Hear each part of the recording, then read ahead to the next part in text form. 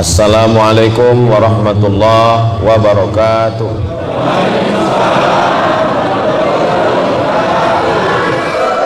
Kumaha Bapak Ibu sadayana? Damang. Alhamdulillahi rabbil alamin. Allahumma salli ala Sayyidina Muhammad wa ala ali Sayyidina Muhammad. Yang sama-sama kita hormati Ketua beserta seluruh pengurus Masjid Darur Rahman. Hah? Darur Rahman, Yayasan Darur Rahman, Masjid Baitur Rahman. Hadirin hadirat, muslimin muslimat, semua yang hadir ini insyaallah dimuliakan Allah Subhanahu. Amin ya rabbal alamin. Tema kita pada siang hari ini adalah membersihkan hati untuk menyambut bulan Ramadan. Tadi sebelum kesini saya nonton TV, ada acara membersihkan karpet masjid di sungai. Jadi masjid lain sibuk dengan membersihkan lantai masjid, tapi Masjid Baitur Rahman membersihkan hati karena lantainya udah bersih.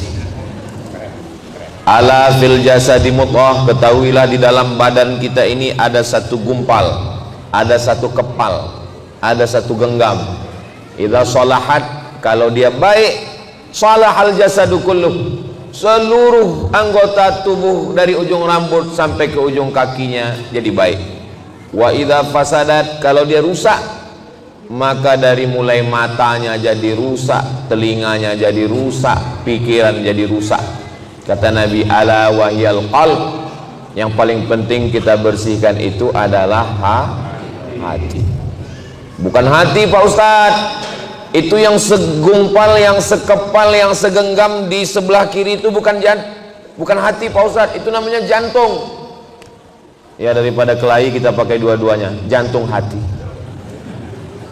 Kenapa dia disebut jantung? Karena memang bentuknya seperti jantung pisang. Kenapa dia disebut dengan hati? Karena memang orang selalu yang disebut itu adalah hati.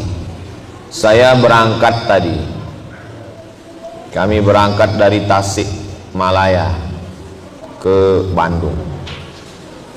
Bapak Ibu naik motor, naik mobil, ada gasnya di tangan, ada remnya, ada koplingnya, ada giginya di kaki. Tapi ketika kita di jalan yang tertulis hati, nggak ada kaki-kaki, nggak ada ditulis mata-mata. Padahal yang melihat adalah mata, yang nginjak rem adalah kaki, yang gas adalah tangan. Tapi kenapa disebut hati? Karena yang memerintahkan mata, memerintahkan telinga, memerintahkan tangan dan kaki adalah hati. Kalau hati sudah baik, maka semua menjadi baik. Panglimanya tubuh kita ini adalah hati. Makanya kalau kita baca dalam Al-Quran, pertama kali yang terkunci adalah hati. Bapak Ibu semua hafal ayatnya. Khatamallahu ala qulubihim. Setelah hati terkunci, wa ala sam'ihim. Setelah telinga, wa ala absarihim. Hati dulu, baru telinga, baru mata. Kalau sudah hati terkunci, telinga tersumbat, mata tertutup, summum bukmun umyun fahum la yarji'un, tuli, pekak, bisu, buta, maka mereka tidak akan mungkin bisa kembali ke jalan Allah. Mudah-mudahan kita diselamatkan hati kita ini. Jadi memang judul hari ini hebat juga yang buat judul ini, memang disuruhnya membersihkan hati.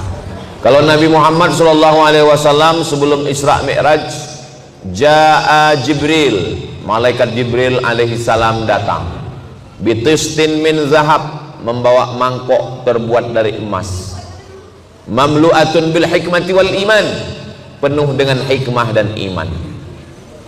Lalu kemudian jantung Nabi dibelah, summa ghasalahu bima'i zamzam, dibasuh, dicuci dengan air zam-zam. Lalu setelah itu summa afraghahu diisi dengan hikmah dan iman, summa atbaqahu, lalu dirapatkan kembali. Nabi Muhammad begitu, kalau kita tidak begitu. Jadi jangan sampai selesai pengajian ini semuanya ke rumah sakit minta belah dadanya. Belahlah dadaku, akan kau dapati namamu di sana. Nama istri, bukan nama tetangga. Lalu kemudian bagaimana cara kita membersihkan hati ini? Penyakit hati ini banyak sekali. Wa min syarrin naffasati fil 'uqad wa min syarri hasidin. Penyakit yang paling mengerikan yang pertama adalah penyakit hasad. Apa itu hasad? Hasad itu kata Imam Al-Ghazali dalam kitab Ihya Ulumuddin, arti hasad karahatun ni'mah 'alal mun'ami alaih, tidak senang melihat orang lain dapat nikmat. Itu hasad. Jadi kalau ada yang nggak senang melihat saya dapat kursi ini hasad. Karahatun ni'mah, nggak senang melihat orang lain dapat nikmat. Ngelihat tetangga renovasi rumah, demam. Ngelihat tetangga beli kulkas, kita yang kedinginan. Ngelihat tetangga mobil baru, masuk ICU. Tapi kalau saya lihat ini masyarakat di daerah Yudhistira, iya itulah namanya. Ini kelihatannya jamaah Masjid Baitur Rahman ini orangnya hatinya bersih semua. Ustaz tahu dari mana? Dari wajahnya, dari senyumnya yang lepas. Seandainya jamaah ini orangnya busuk hati, dendam kesumat, hasad dengki, pasti wajahnya nggak bisa senyum cerah, tertahan senyum, dipancing ketawa dikit. Nah, kalau ada rasa nggak senang dalam hati kita ngelihat orang lain dapat nikmat, itu baru 50% kena penyakit hasad. Bagaimana cara melengkapinya jadi 100? Wa hubbu zawaliha, ingin supaya nikmat orang itu hilang. Pertama nggak senang rumahnya bagus, nggak senang mobilnya baru, nggak senang istrinya cantik. Ada lagi yang lebih hebat, apa dia? Wa hubbu zawaliha, ingin supaya nikmat orang itu hilang. Rumahnya bagus, gimana supaya nikmatnya hilang? Mobilnya bagus, pasang paku supaya bocor.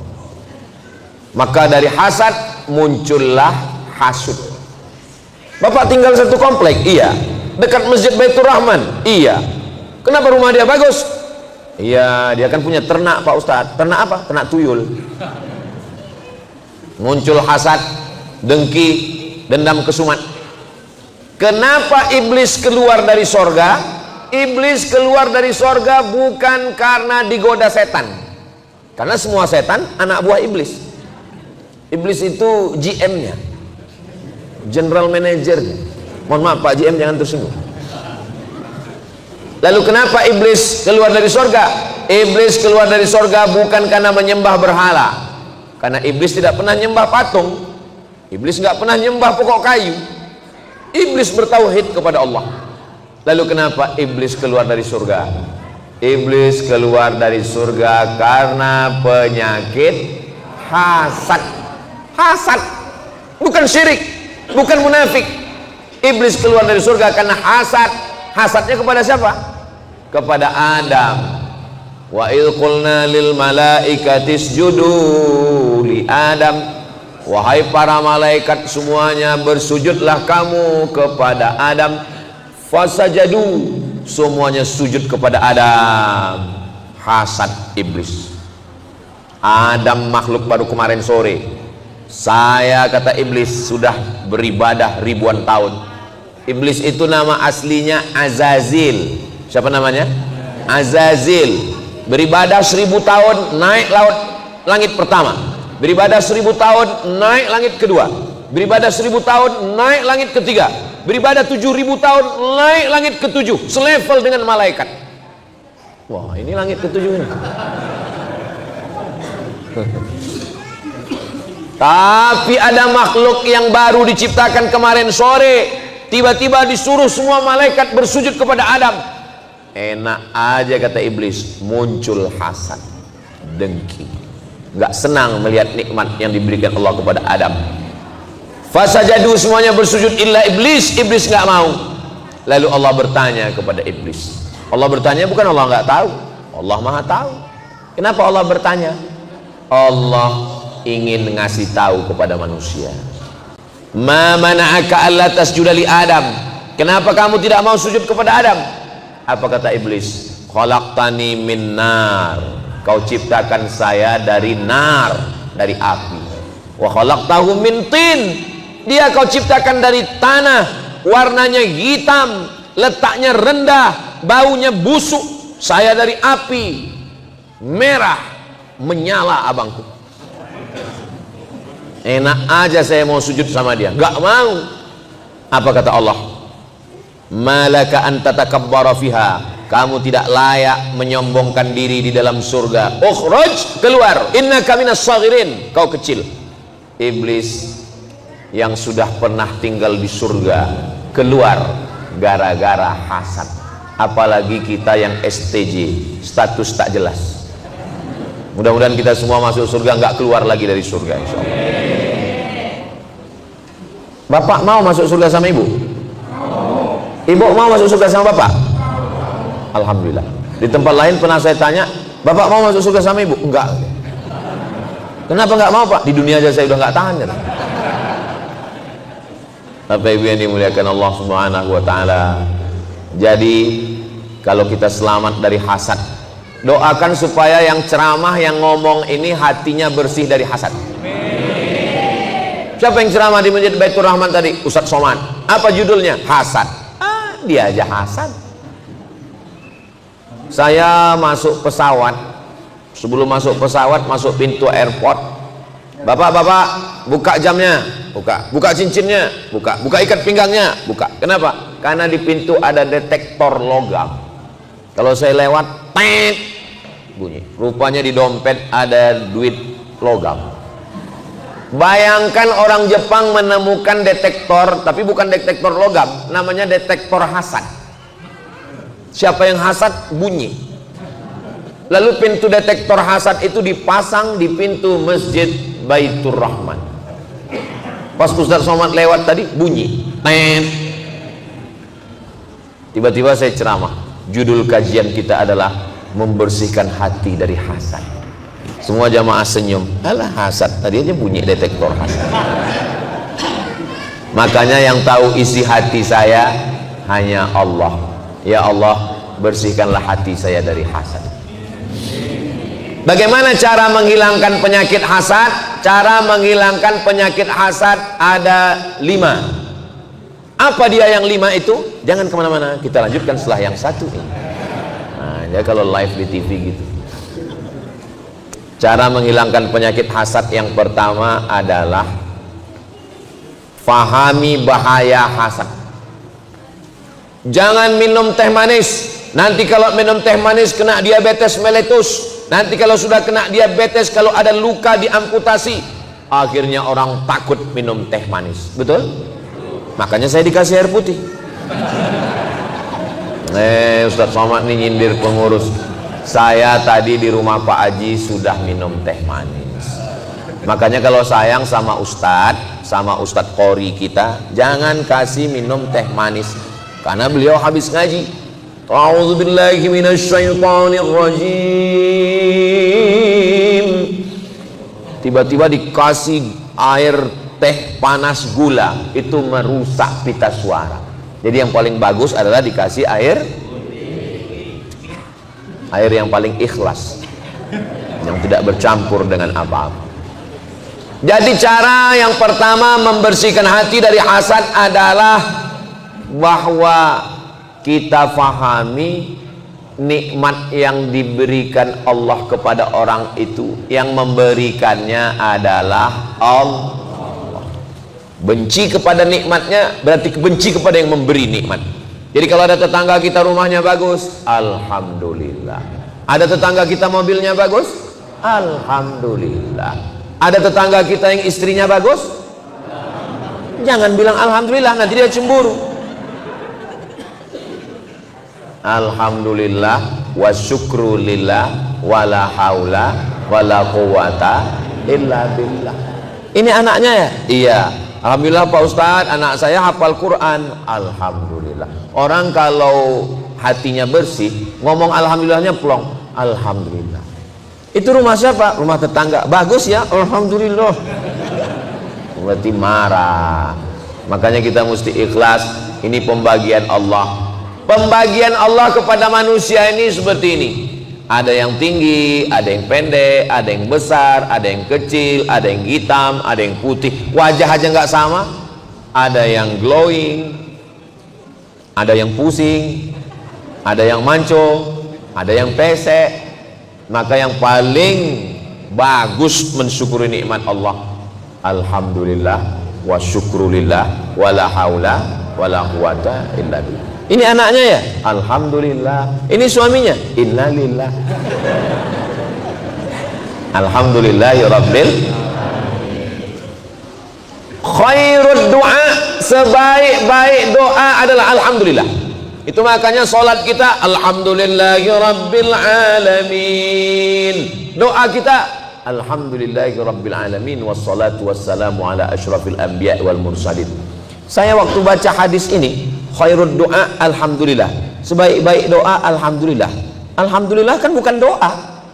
Alhamdulillah bukan doa. Alhamdulillah kan pujian kepada Allah. Kenapa dikatakan alhamdulillah sebaik-baik doa? Karena ketika kita mengucapkan alhamdulillah, berarti kita bersyukur pada Allah. Allah berjanji, la in syakartum azidannakum. Kalau kamu bersyukur punya tetangga yang baik, diberi tetangga yang lebih baik. Bersyukur punya mobil yang baik, diberi mobil lebih baik. Bersyukur punya anak yang baik, diberi anak yang lebih baik. Bersyukur punya istri yang baik, istrinya bertambah baik. Ibu jangan marah dulu, sendalnya jangan dilempar ke bawah.